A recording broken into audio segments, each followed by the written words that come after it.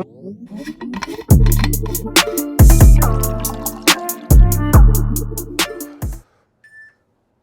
wow. Kind of pulling that back to an old one where we were doing the swing.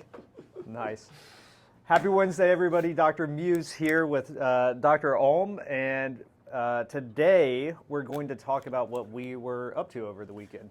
That's right. So Dr. Ulm oftentimes hosts certain courses here in the Columbus area where we'll have people come from all over and join in on the fun, and that's not just in the classroom. We usually have a little bit of fun afterwards too. We'll spill over. But this past weekend we had I would say a mentor of Dr. Ulm's. Definitely a mentor of mine. Yeah, Robert Lardner, who is a physical therapist from Chicago, originally Nigeria.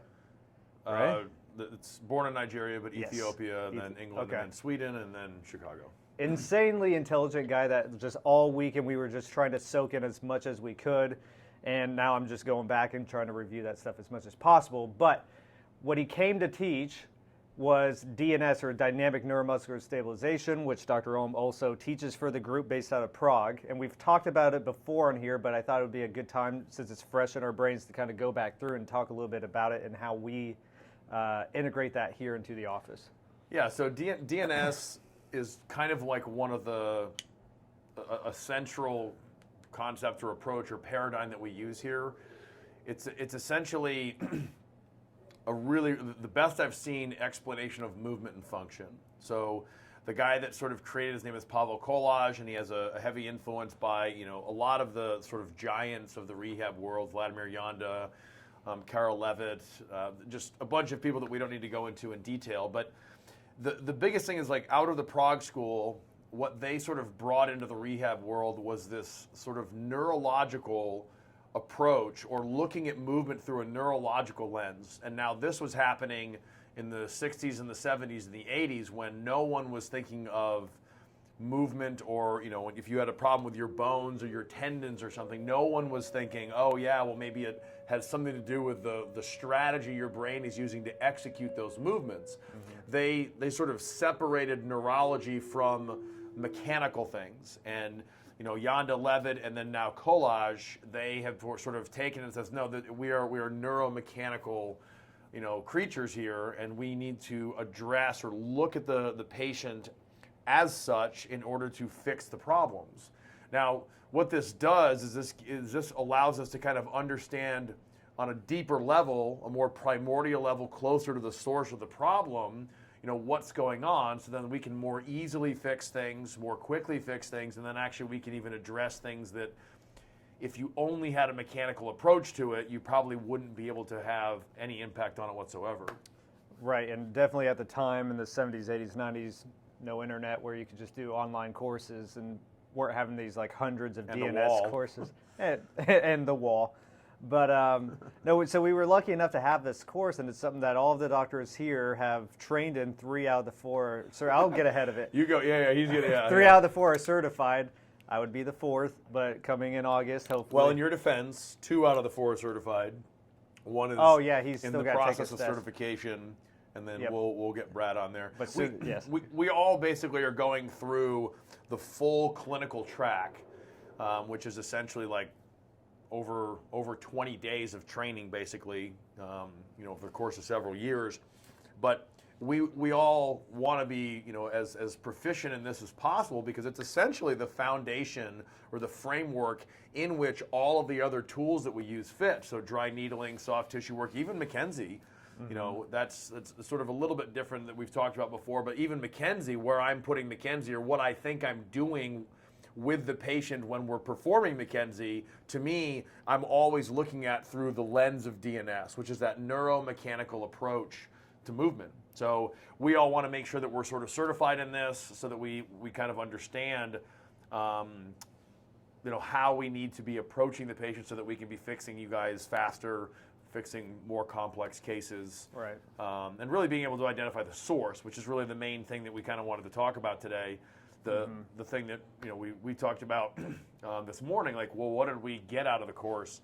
And really what it was is sort of, for me, it's always sort of reinvigoration of doing some of the tests and all this other More stuff. intricate stuff. More intricate stuff. Uh-huh. But where DNS fits in for me in the treatment plan and where it's incredibly powerful is in restoring a concept that we call in DNS functional joint centration.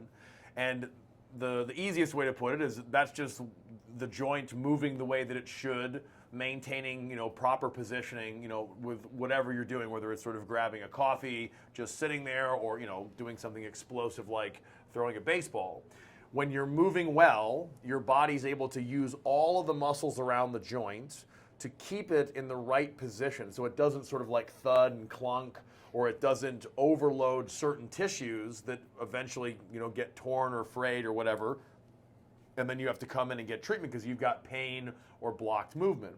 In DNS, the main thing that we're trying to do is restore that functional centration, restore that muscle balance so that our patients can move pain-free and even move in a way that's going to increase their performance. And that kind of, this weekend, watching Robert go through and do these really detailed assessments and really looking at the shoulder, really looking at the hip, really looking at the trunk, so that it's not just a matter of like, oh, just do some crunches or some bird dogs or something. It's we want to get in there and actually figure out, well, where is the breakdown in the muscle strategy, the quality of the movement. We want to really dig in hard on that so that we're able to get our patients moving as well as possible. The result is obviously pain-free movement, but if you are moving with quote-unquote centrated joints, you're massively reducing the load on the passive tissues of the body. So, ligaments, menisci, a labrum in your shoulder, the discs, the cartilage in your knee, other bones. I mean, those are passive structures. And in sports and in life, every time that you damage one of those, you actually sort of lower your ceiling of possible function, and you shorten or narrow the strike zone of pain-free movement. So with DNS, if we can get our patients moving with functionally centrated joints, we're reducing the load on the passive tissues, and that's going to minimize the likelihood that they experience pain and or progress, the injury that brought them in the door. Yeah, and then to build on your point about the assessment, that's what I was telling him this morning. What I felt like I got most of the way from this weekend was the assessment. We're very much stuck in a medical system where we see a lot of condition-based treatment. So Structure-based, yeah. Right, so if you come in with knee pain, well, let me go grab my knee pain packet and take you through these exercises. Or you have X condition, well, let me see which drug should I give for that. And oftentimes, people can get relief from these things, but I find a lot of satisfaction instead going at more of a patient-centered approach, because every case of knee pain that walks through this door is different. Not every single one is exactly the same. We need to do a good examination. That's where we use things like mechanical diagnosis and therapy, McKinsey method, certified. We didn't say that yet. Nope. And that's going to be more of our mechanical. Both of these will be mechanical type assessments, but then DNS I look at as more of our function-based assessment, looking at the system as an integrated piece and not just specific segments of the body. And I've always tell some of my patients or people who aren't aware of what we do here, I personally believe the biggest service we provide the community is the assessment, because the treatments oftentimes should be somewhat the easy part if you do a really good assessment. And that's what I'm finding as I'm growing as a clinician myself, is if I rush into a treatment, just try to assume something's the problem, that's where things don't go nearly as well. If I take my time and do a really thorough assessment like we were learning this weekend, outcomes just shoot through the roof. Patient feels a lot better. I feel a lot better because I helped that person. But I truly do believe that's the biggest service that we're able to provide the patient.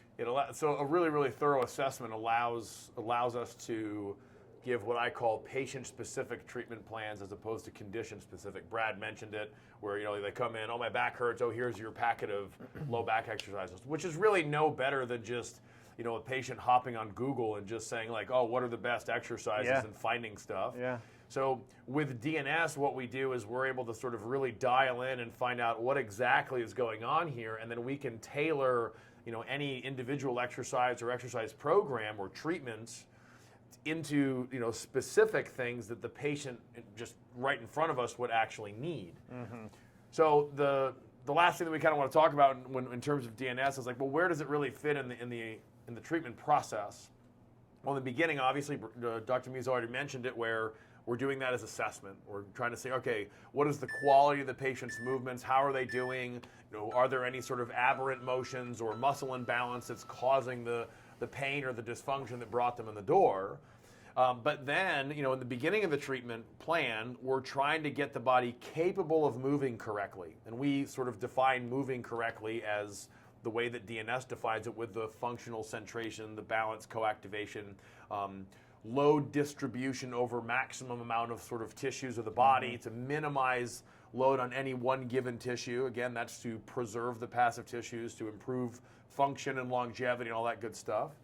And once we get them in, get the patient where they can move well, that's where the DNS then comes in aggressively, where we're now using the DNS to sort of hammer that down so that the patient is able to constantly express that optimal function in whatever environment they have to be in.